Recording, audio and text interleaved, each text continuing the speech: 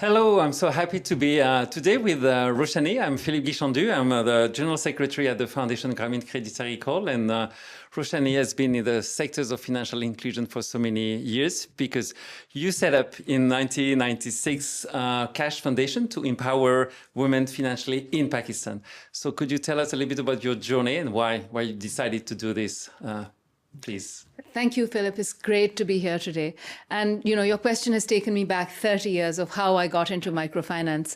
And I met Dr. Yunus by chance. I was working for the World Bank and in a conference, and we were sitting around a conference table, and he explained to me what microfinance was doing for women. And the mantra he used was, take money to earn money. And having studied economics and finance, I realized the power of the economy and how that can transform lives.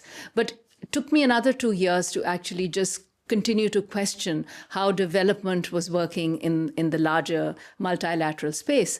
And I would write to Dr. Yunus, and he would send me back case studies of Grameen Appas, as they're called, the women of Grameen, and how they were taking life into their own hands and making their own decisions. And that really fascinated me. So I left my job and ended up in Dhaka. Good.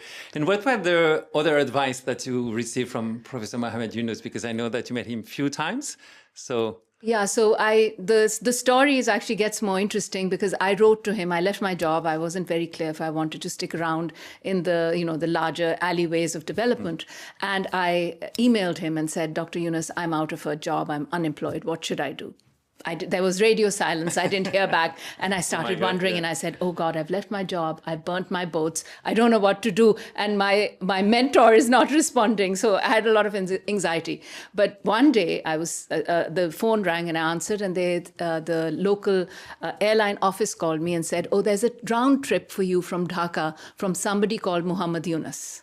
And there began my journey. So I ended up in Bangladesh, and I can't tell you, and I can't thank enough for the generosity of the Grameen family on how they welcomed me and opened their arms and gave me the wisdom and advice to start KASHF. I was 27 years old. I had no idea that I wanted to do this. But somehow I think Dr. Yunus had gauged me more. He knew me more than I knew myself. So in this process of learning, I'd been there for 10 weeks almost. He called me in and said, Roshaneh, Bangladesh does not need you. Pakistan does. If you ever want to start anything, here's a $10,000 check. And I do understand you have fears. If you fail, tell the world that it was Dr. Yunus's fault and not yours. So that's how the journey began. But you didn't fail.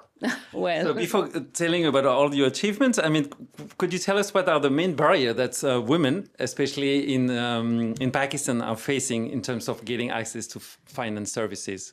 So I think the barriers start from the moment a girl child is born. Whether she has access to nutrition, whether she has access to education. So the whole ecosystem is not responding to her needs, essentially. So as a result, once you don't have those opportunities, your chances to succeed in life are reduced. So poverty has a huge feminine face in Pakistan and in fact in a lot of other countries as well. So it starts from the moment that the discrimination begins from the moment the girl is born. But then if you look larger from an entrepreneurship perspective for women, it's access to property, to land, to laws, to legal advice, to mobility, to financial access. So when we started working in KASHF, we of course took the first step forward, which was to design financial products, in this case loans, that could help women entrepreneurs start businesses. But then we realized the next stage was self-actualization. How could we build their self-confidence to use the loans properly? Because the chances were they didn't have the voice and the agency in their families. So the men may take over the loans. So we started doing trainings with women, but that wasn't enough. We had to do trainings with men also to educate them to support their wives, to run businesses. So the barriers are layered. There are very overt discrimination that you will see in reality. And then there is very hidden discrimination that's there as well. So we had to work around them. And I always say working with women and gender equity and creating a level playing field for women is like peeling an onion. You have to constantly innovate and add more services. But when you peel onion, you cry as Yes, well. and then you laugh also. So it is. Yes. And so could you just give us a few figures about your achievement? And then you mentioned that you developed different products. And I'm pretty much interested about what you have been doing in micro-insurance. And also I know that you have a new scheme in terms of micro-pension products. So why did you come to this type of product and services, and how does it impact the women? So the raison d'être for KASHF has always been a gender lens. Whatever we do, we put the women entrepreneur in the center of it. And our job is to clear the pathway. So when a woman starts a business, what are the challenges she faces? The first, obviously, as I said, is she needs financing. You get the financing. The next is decision making. So you work on the capacity building. You give her skills on financial management, on business development, so that helps her succeed in her business. But then we also started looking at what the transformational impact of our programs was. And we realized that as a woman builds a business and the family moves forward, what happens with time is if there is a financial health crisis, then the woman is more likely and her family is more likely to move back again. So that's how the initial health insurance idea came around. And that's how we designed health insurance. But when we went to insurance companies, Philippe, they said to us, oh, okay, microinsurance, this doesn't work. It's not affordable. Yeah. How is it? And if you're putting women at the center, we are not going to cover reproductive health. Well, we said that's not going to happen. Not on our watch. We have to make sure that any product we offer, it must have reproductive health covered. So then the way we came up with it was that this had to be a generalized, mandatory insurance product, not something that would be chosen by it was embedded. It's an embedded product that we had to. And so how many people altogether are covered that you're reaching? Currently we have about 6 million individuals who are covered. But if you add families, that's almost 18 million individuals. Yes. Wow. Very impressive. And I think that this integrated approach makes a lot of sense for you, combining both financial services, savings, also insurance, health services, and so on. And I mean, do you think is a key of success for an organization like you? So integration and holistic financial services is really key for a woman. Yeah. So when you think about a woman's life, she's not just, she's doing, we say we multitask all the time. So she may be running a business, but she's also handling her family. She's also making a decision on how to save for the future. She's also thinking, oh, I need to strengthen my roof before the next rain start. So a woman is at the center of all these financial decisions. That's how we built our products. We started with credit, we moved on to insurance, and we have insurance that are also for specific trades. So for livestock, for example. And then we introduced the micro pensions, which is a product that allows women to save in the long run, because it's women who are the thrifty ones. I remember when we first did research, which was almost 20 years ago, and we went and interviewed men and women in communities, the men said, but I don't save. Don't talk to me about that. It's my wife who does. Wow. So that's how we then designed a product that is, and when we talked to women, they said, we want to save up for a longer term. So that's how the micro pension program came about, that it's something that gives women the long-term sort of planning ability, which they wouldn't have otherwise, because when you look at a low-income household, their daily needs are the cash needs for their daily requirements are so difficult to manage that thinking long-term becomes very difficult. Okay.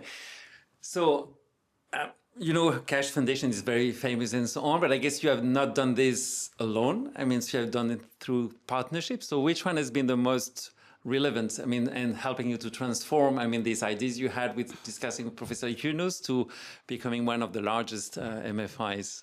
So, Philippe, one of the things I learned in life, never take no for an answer. Good. That's always been our approach. So I remember when first time in 2000 when we wanted to introduce credit for life insurance, because our clients had come to us and said, we need that support. We need what happens, who will pay my loan if I'm no longer in the world?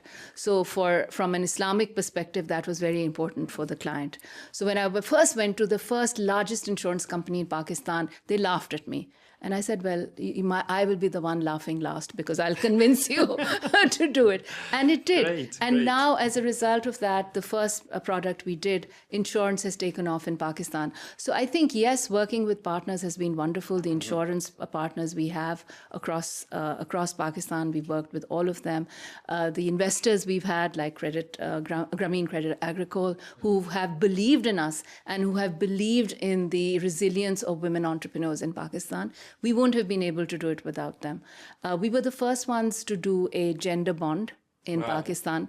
In fact, in South Asia, we were the first one to do a gender sukuk, which is in... What is sukuk? Sukuk is a bond, but it's a Sharia compliant Islamic bond, which we did in Luxembourg, in fact. So we were the first ones to do that. So the idea is really, for us, this was very exciting because we wanted to bring credit markets, capital markets to women entrepreneurs in Pakistan. So the point is that you constantly have to work with partners. Find the partners, my belief has been, find the partners who have the same values as you.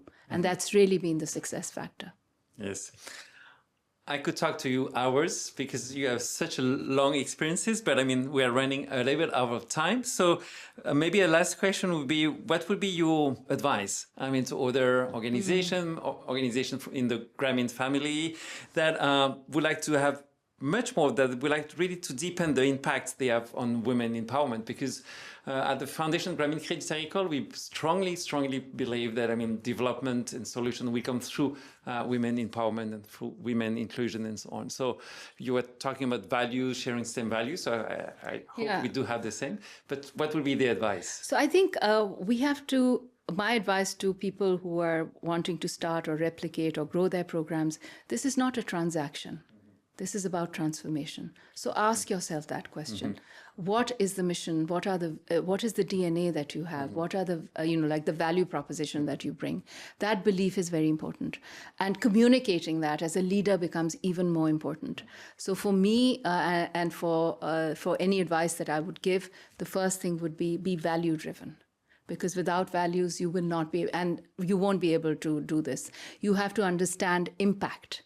What is at the end of the day that you're trying to change? What is the change you want to see? So start with the change, bring in the values, and then you build your strategy. That's the best way to do it. Okay, thanks a lot, Roshaneh. It has been a real pleasure to be together today, and I really wish you a safe trip back to Pakistan. And then, of course, we're going to have new interview in the futures. Thanks a lot.